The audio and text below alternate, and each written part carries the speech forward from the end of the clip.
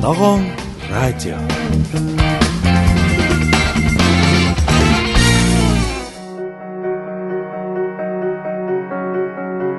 Амархан сайн байцгаана уу? Та бүхэн Ногоон радио нэвтрүүлгийн ээлжид дугаартай хамт байна. За бид энэ нэвтрүүлгийг Монголын Хүнс хөдөө аж ахуйн үндэсний ассоциацтай хамтран бүтээдэг. Монголын Хүнс хөдөө аж ахуйн ассоциацийн удирдах зөвлөлийн гишүүн, хөдөө аж ахуйн их сургууль, инженер техникийн сургуулийн инженер механикийн техникийн зөвлөх профессор, хөдөө аж ахуйн их сургуулийн хүндэт доктор Гүржин Баттэлгэр манай өнөөдрийн зочин. За бид өнөөдөр нэг тодорхой сэдвийг сонгож ярих юм. Энэ нь юу вэ гэхээр ногооны аж ахуйн механикчлалтын талаар. За энэ сэдвийг манай зочин өөрөө онцолж энэ талаар ярих шаардлагатай байгаа талаар надад зөвлөсний үндсэн дээр бид энэ нэвтрүүлгийн дугаараа хийж байгаа юм. За яагаад юм бэ гэдгийг бол та бүхэн энэ нэвтрүүлгийн дараа бол ойлгох гэж бодож байна. Энэ бол зөвхөн энэ хүний ажил мэргэжтэй холбоотой биш. Ерөөсөө Монгол хүний явж урт наслах эрүүл амьдрахтай холбоотой энэ чухал сэдв учраас энийг бол бидэд зайлшгүй хөндөж ярих хэрэгтэй байна гэж. Ингэж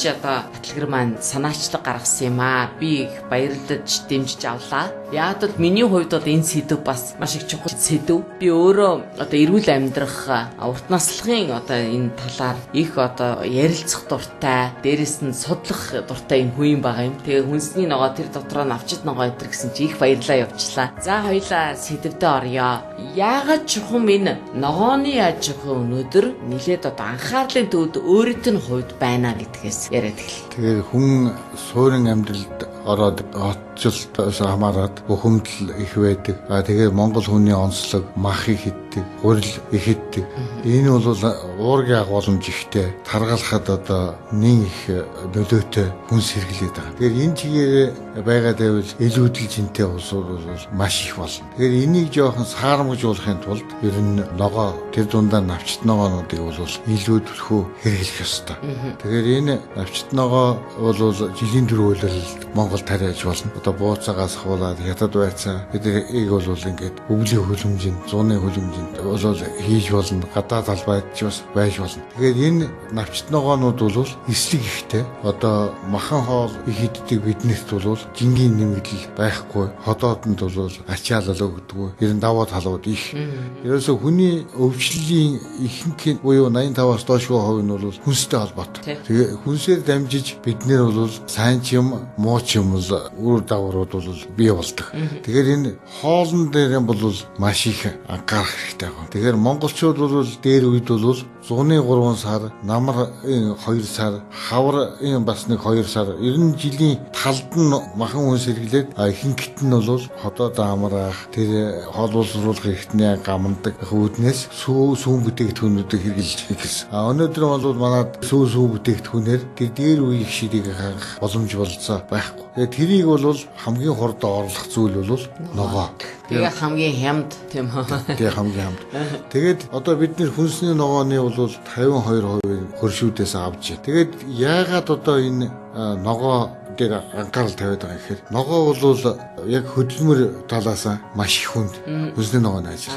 Ер нь нэг газар ногоо тарих 100 газар үр тариа тарих хоёр яг хөдөлмөр хүчний зарцуул талаас ижилхэн гэж үздэг. Тийм учраас энэ ажлыг зориудаг онцолж хэлж байгаа. Хоёрдугаарт бол ногоо тарихад дор хаяж 4-6 төрлийн машин хэрэгтэй байдаг. Бид нэр гараараа тарих юм бол өрхийн хэрэгцээ. Тэгээд цаашлаад 3-400 жишээлбэл саримс тарих. За 3-400-аас илүү килограмм саримс гэрээрээ зүтгэж тэрнээс дээш авч чадахгүй. Тэгэхээр бидний бол ногоо тариана гэдэг чинь тодорхой хэмжээний бизнес, гэр бүлээ, өөрийгөө авч явах, санхүүгийн их усүр бизнес болох хэрэгтэй байхгүй. Тэрний тулд чинь бол саримс тарих гэдэг бол 6 үйлдэл хэрэгтэй. Тэр болгонд машин хэрэгтэй. Хөрсийг маш сайхан сэрүүлээд ургамал ургах, тэр таатай нөхцөлийг бүрдүүлэх, сэрүүлэх хэрэгтэй. Ороотогт сэрүүлэгч. Идэвхтэй ажлын эрхтэнтэй. Яадаг сэрүүлэгч. Ороотогт. Тэр нь яадаг. Тэр нь яадаг гэхээр идэвхтэй ажлын эрхтэнтэй. Өөрөөр хэлбэл ингэж иргэдэг байхгүй. Эргээд хөрсийг ингэж цавчдаг. Тэнд жижиг юм цохор хутгнуудтай. Тэгээд хөрсийг бол маш сайхан сэвсэлгэж өгдөг. Тэнд бол агаар, уус, чөлөөтэй нэвтэрж явах хэрэгтэй. Тэгэхгүй боловсруулахгүй бол ерөөсөө маш хатуу. Маш хатуу хөрсөнд юу ч ургахгүй. Ургамлын үндэс чинь давж тархаж чадахгүй байхгүй цаашаа. Их хэдийн шинэ хөвсгөрөө төдий чинээ агаар нэвтэрнэ, уус нэвтэрнэ, ургамл ургах таатай нөхцөл бүрдүүн. Тийм юм хийх хэрэгтэй. Тэгээд тийм учраас нэгдүгээр тийм идэвхтэй ажлын эрхтэнтэй роторт машин хэрэгтэй. Хоёрдугаарт бол маш сайн үрийг, саримсны үрийг нянгаас одоо урдсан сэргийлдэг, ари утгадаг тийм машин хэрэгтэй. Гуравдугаарт суулгадаг машин хэрэгтэй.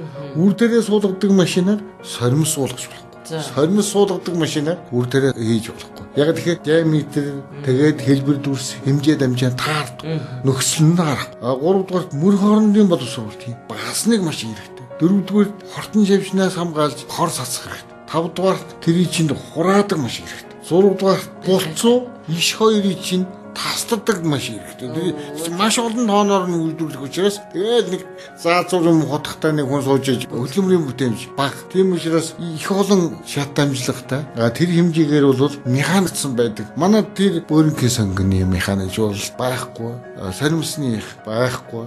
Луувнгийн их байхгүй. Төмс нэг алдаг оног байна. Төмс. Тэгээ бөөрөнгийн байцаа байхгүй. Хят байхгүй ийм байгаад байгаа хгүй. Тэгээд энэ талын машинууд бол энэ хөгжингүй орнууд ялангуяа Япон, Америк, Итали, Канадууд байна. Оросд бас тэр болгон байхгүй.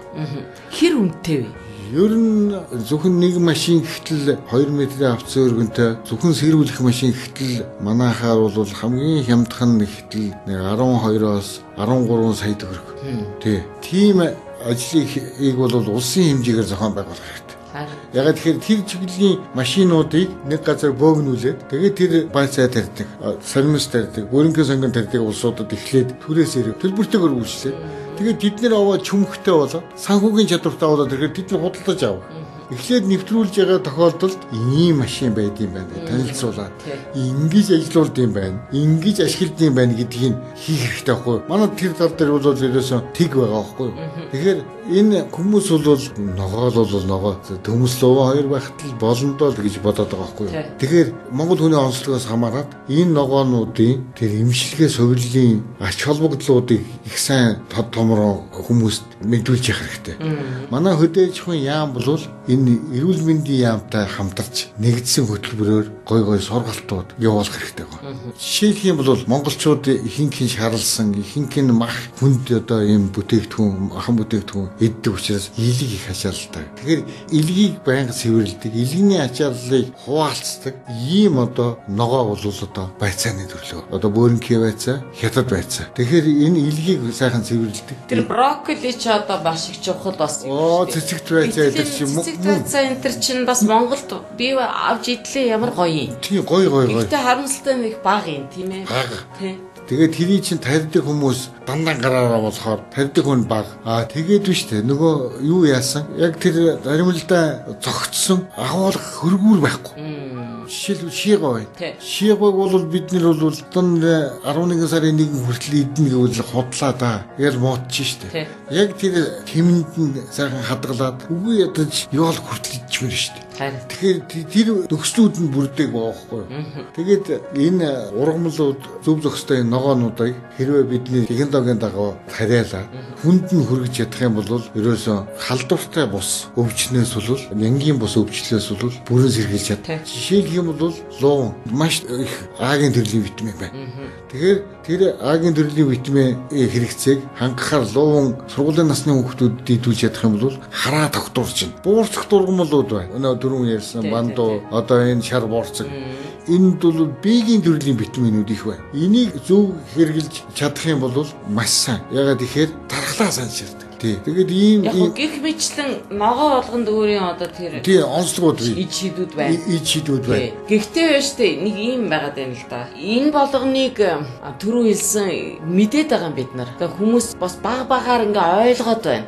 Харамсалтай нь яг тэгээ Монгол юм авъя гэд ингэхээр яг түрүү чи хэлдэг шиг нэг хэсгийн хугацаанд нэг жоох Монгол юм идж байгаа. Тэгэл үнэн нэгсээд юм уу эсвэл алга болоод тэгэл бид нар нөгөө хөршүүдийнхээ ногоог одоо иддгүүд нь шүү дээ. Идэхээсээр аргагүй болоод байгаа. Түрүүн өөрөө хэллийн буурцагт гэдээ ярьжсэн шүү дээ. За энэ бол одоо чухам одоо дээд зэргийн одоо хоол гэдгийг энэ цагаан хоолтнууд энэ хүнс ногоог маш сайн хэрэглэдэг хүмүүсийн хувьд л одоо урт наслтын гол юу чинь л одоо шар буурцаг байна. Уургийг нөхдөг ургамлын одоо нэлийн том төлөөлөгч байна гэдэг байгаа шүү дээ. Тэгэхээр энэ одоо жишээлбэл манад хөгжих юм уу явах боломж байгаа мó? Түрүүн өөрөө хэллээх гоё хэллээ тэр халдварт нянгийн бус өвчин чинь харамсалтай нь ихэнх хувь нь хүнийг аваа явчихад байгаа шүү дээ. Зүрх судасны өвчин тийм ээ. Одоо энэ нэлгэний өвчин. Гэтэл энэ ногоогоо идэхэд бид нар энээс аврагдах боломж байгаад нь шүү дээ. Энэ буурцгийг та хэлсэн буурцаг дургамлуудыг тариалах энэ техникийг өөрөө шинэ бүтээл санаачилж гаргасан. Гэтэл Монголд одоо энэ буурцагт тариалан хэрэг хөгжиж байна. Чадж гин үү? Болохоор байна уу? Яагаад чадахгүй? Хамгийн гол нь энэний яриад байгаагийн учир утга нь бол нэгдүгээрт бол энэ хүмүүс ч өөрсдөө хэрэгжилж мэдэхгүй байхгүй. Одоо яаж бурам хийдгийг тэрийг мэдэхгүй. Тэр евенгийн шанцааг яаж хийдгийг мэдэхгүй. Одоо энэ шар буурцаг чинь сүү гаргаад яаж дүүп хийх үү гэдгээ мэдэхгүй байхгүй. Тэгээ тэр технологиуд нь орж ирэхгүй.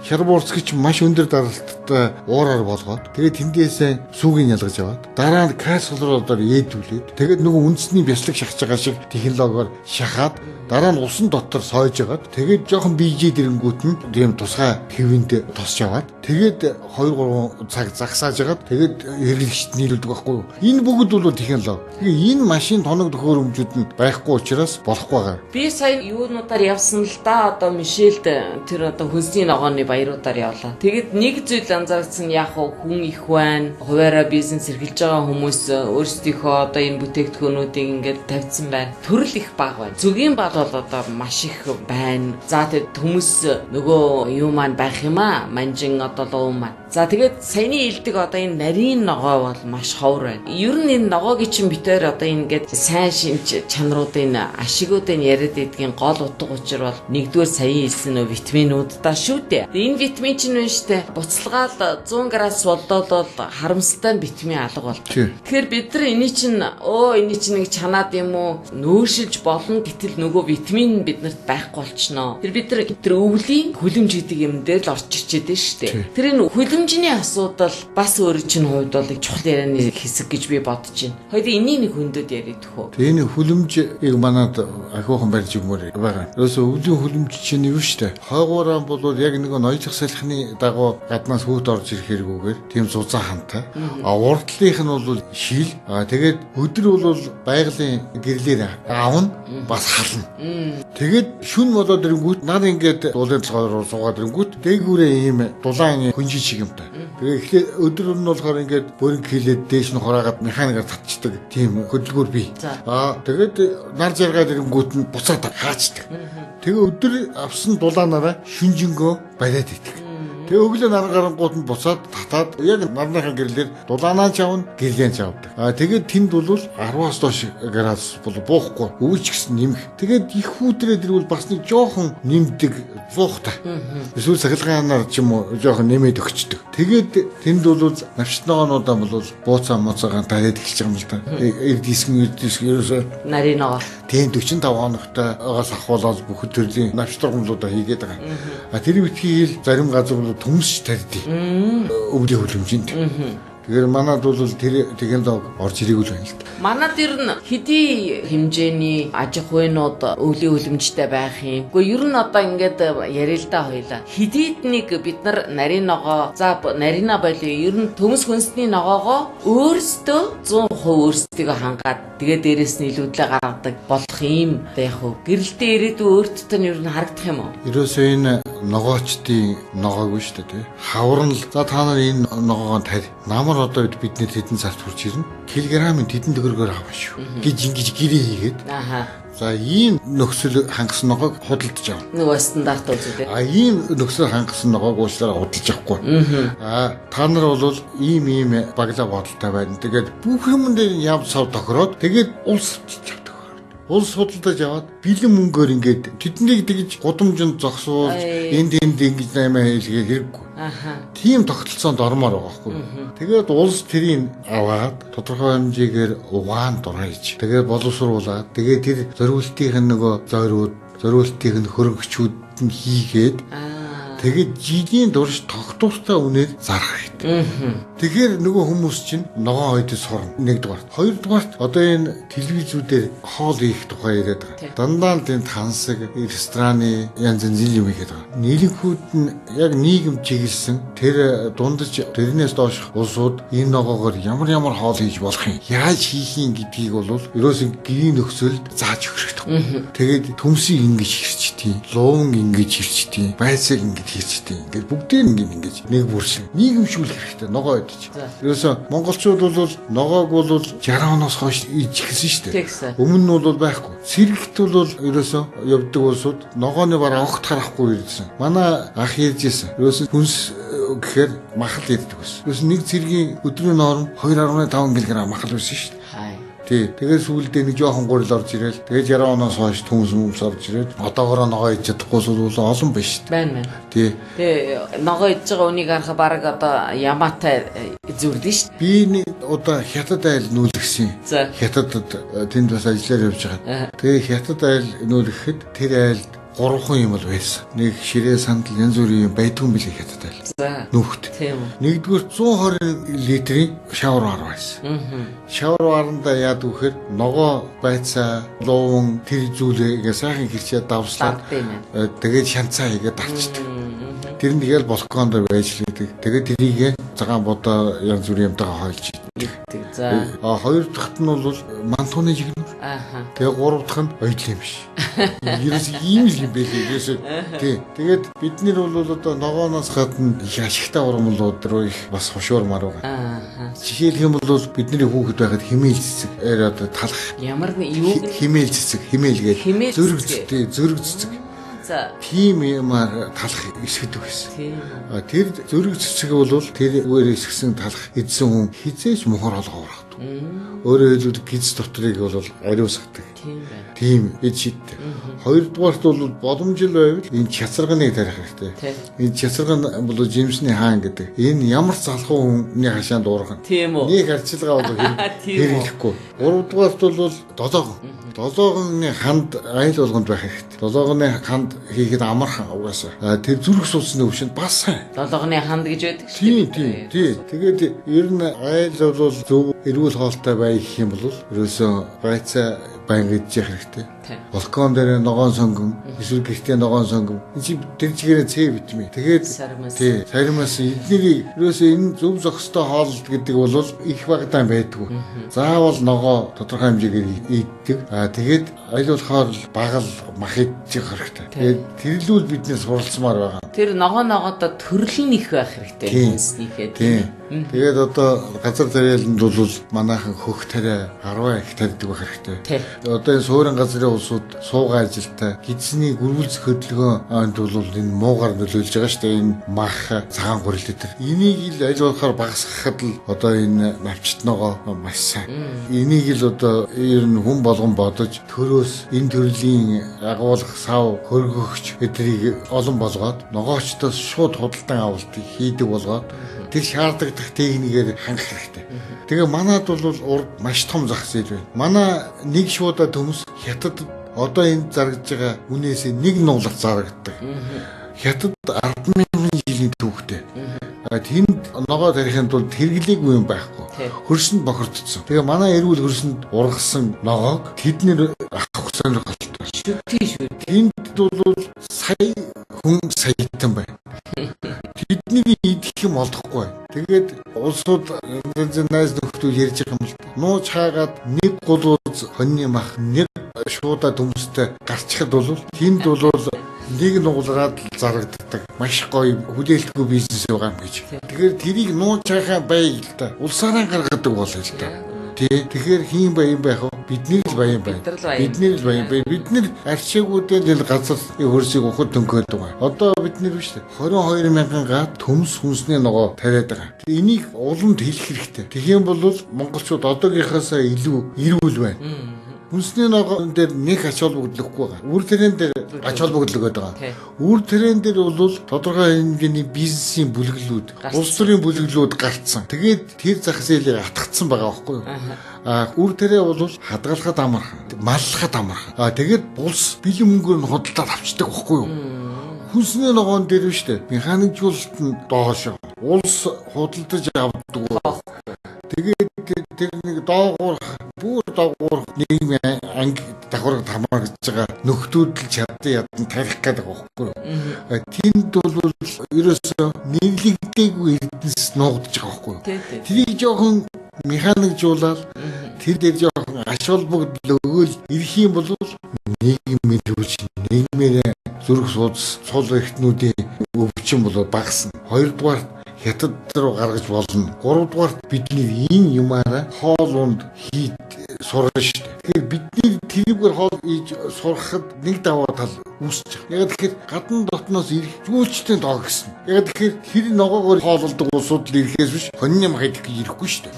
Тэгэхээр ирэхээр л хоньны махнаас өөр өдөртөө хачир байхгүй тэр тэгээд нөгөөхөөс нь бидний мэдэхгүй болгоос биш нөгөө хоньны хот өмнөстэй дэдэг. Тэгээд тэрлүү чинь нэг ач холбогдлохгүй зүүрчин бол нэг хөгжихгүй байгаа. Тэдний хятад ногоо идэх гэж ирэхгүй шүү дээ. Тэгээд тийм бизнесийн гой нөхцлүүд бүрдэх юм байна. Тийм учраас хүнсний ногооны механикжуулалт дээр анхаараа. Бидний тэр чинжүүгийн чи яаж ийгээ тарьж чадна.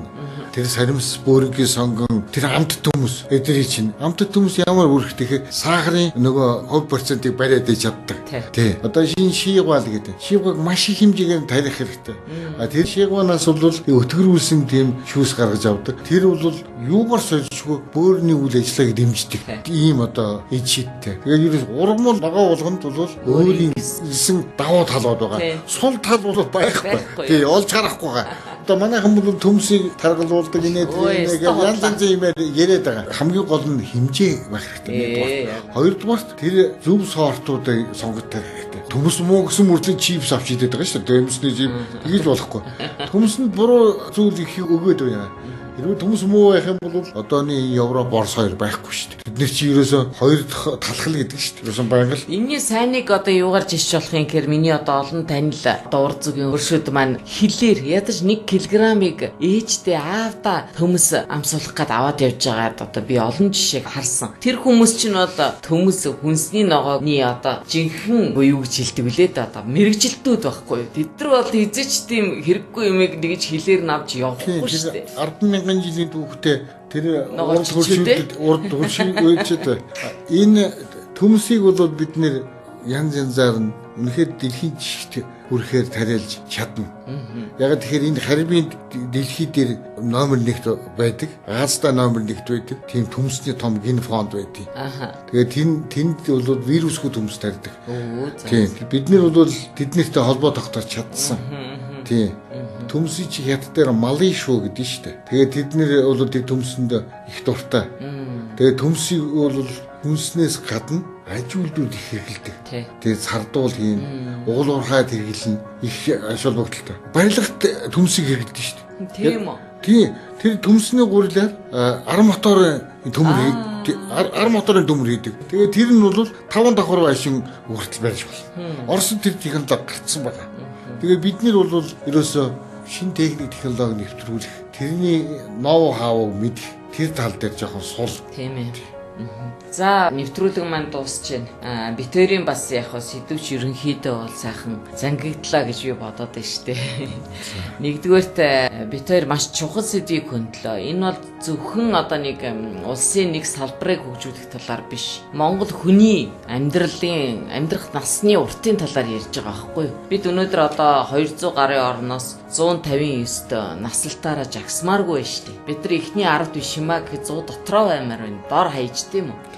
Тэгэхээр бид нар ингийн тулд яах вэ гэхээр сая бидний хэлсэн ногоо идэхээс өөр арга байхгүй бид нар. Ногоог идэхийн тулд яах вэ гэхээр энэ ногооны аж ахуйг хөгжүүлэхээс өөр арга байхгүй. Ногооны аж ахуйг хөгжүүлэхийг бид нар механикжуулахаас өөр арга байхгүй. Механикжуулыг гэх юм бол бид нар одоо бат дэлгэр шиг хүний үгийг сонсохоос өөр арга байхгүй. Тэр ийм сайхан ийм одоо гинжин урвал юм одоо юу юм одоо хэлхээ холбоо юм одоо тэд ийм одоо мэддэг чаддаг хүнтэй өнөөдөр яриа өрнүүлж хүмүүс сонсогчдод хүргэсэнд би их баяртай бахархалтай байна. За Бат Хэлгэрдээ маш их баярлалаа. Бидний одоо энэ нэвтрүүлгүүдийн одоо баатар болж олон одоо сэдвийг бидэнд хөндөж ярьж өгч санаа сэжүүрийг гаргасанд маш их баярлалаа. За энэ мэдчлэн бид нар одоо олон сайхан зочинтойгоо Ногоон радио нэвтрүүлгээр сонсогчдойгоо уулзсан ярилцуулдаг. За энэ нэвтрүүлгийг бид Монголын хүнс үдэ аж ахуйн үндэсний асоциацтай хамтран зохион байгуулдаг. Энэ асоциацийн ч одоо удирдах зөвлөлт нь манай Бат Хэлгэр маань багтдаг шүү дээ. За ингээд танаа одоо энэ асоциац болон таны өөрийн ажил хөдөлмөр, за хөдөө аж ахуйн их сургуулийн одоо энэ тийм ээ энэ бүх одоо үйлс бүтэмжтэй байхын ерөөлийг хүргэе. Та бүхний маань хамтдаа хөгжиж гэдэг ураа Монгол төмний маань ураа болох болтугай гэдэг ийм ерөөлийг хэлээд нэвтрүүлгээ өндөрлөё. За баярлалаа. Тэгээ энэ далимд хэлэхэд энэ нарийн ногоонуудыг тарьдаг, ургуулдаг, тэр технологийн дагуух энэ техник хэрэгслийг Японоос бид одоо нийлүүлэх тэр талаар бол ярилцж байгаа. За. Хэрвээ энийг сонирхож байгаа ногоочд байх юм бол тэр технологийн тухай надаас үзэж харж болно. Тантай яаж холбогдох вэ? 9909 2749 гэсэн утсаар надтай холбогдож болно. За энэ утсыг би бас одоо өөрийнхөө радиогийн эцсний одоо харилцдаг ажилтнуудаа өгчий. Бас хэрвээ нэвтрүүлгийг сонсоод асуу сургалыг үл бидэнтэй холбогдоод тэгээд Бат Хэлгэртэй холбогдож болох нь байна шүү. За ингээд манай өнөөдрийн зочин хөдөө аж ахуйн их сургууль, инженер технологийн сургуулийн инженер механикийн тэнхимийн зөвлөх профессор, хөдөө аж ахуйн их сургуулийн хүнд доктор Гүрживэн Бат Хэлгэр байлаа. За дараачихаа